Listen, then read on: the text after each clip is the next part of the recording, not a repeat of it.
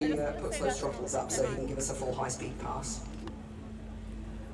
So our 757s are used for strategic transport, as I mentioned. That means that we carry out varieties of tasks all around the world in support of the government and NZDF. Antarctica, Peru, Laos, India, the Middle East, Europe, everywhere.